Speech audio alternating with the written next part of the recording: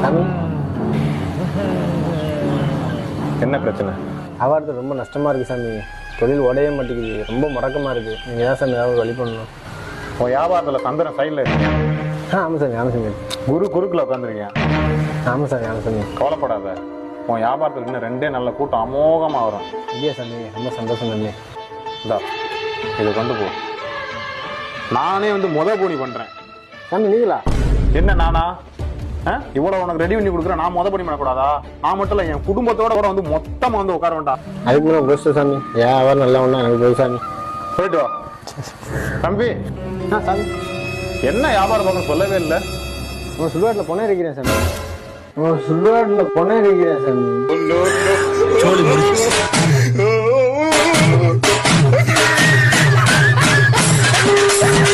குடும்பத்தோட வருவான், வச்சு எரிச்சுவான்.